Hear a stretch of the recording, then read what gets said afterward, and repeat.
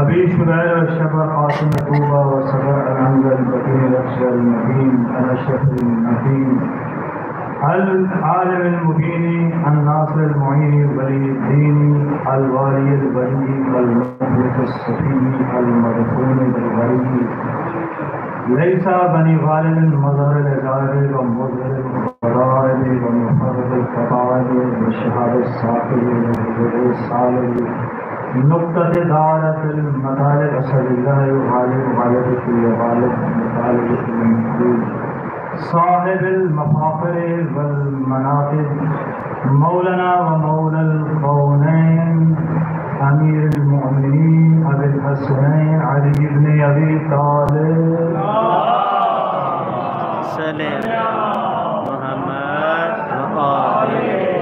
الصلاة والسلام عليك يا أبا الحسن يا أمير المؤمنين يا الرسول يا زوج البتول يا إمام الرحمة يا سيدنا ومولانا إنا توجهنا واستشفعنا وتوسلنا بك إلى الله وقدمناك بين يدي حاجاتنا في الدنيا والآخرة يا وجيها عند الله اشفع لنا عند الله.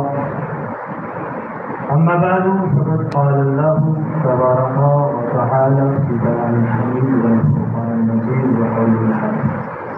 بسم الله الرحمن الرحيم. قل هو الله أحد الله الصمد لم يلد ولم يولد ولم يكن له كفوا أحد. فلن نغزل باللسان.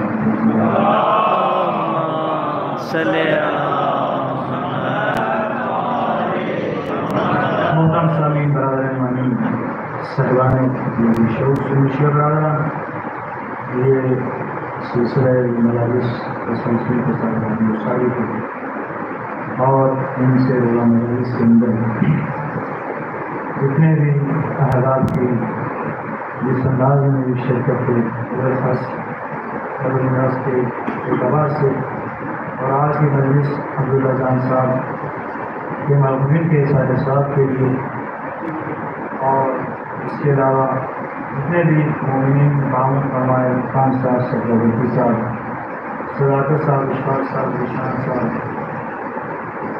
سیف الرحمان نواز جان محبوب دارا خان قائد محتاج جان اور ہدایت حسین وغیرہ سب کے لیے ماتوسل فاتح اور اهدنا الصراط المستقيم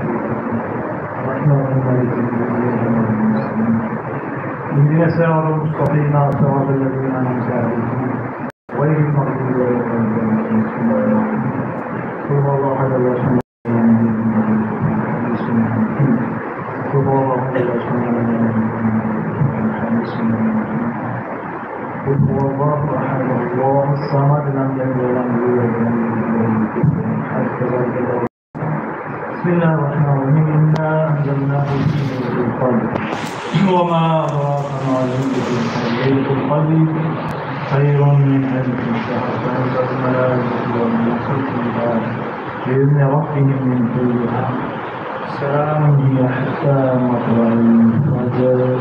اللهم بارك كلام مرحوم المخصوصين الرحمن المحبوبين وطاهرين المعصومين بلند وعظيم هديه سلام.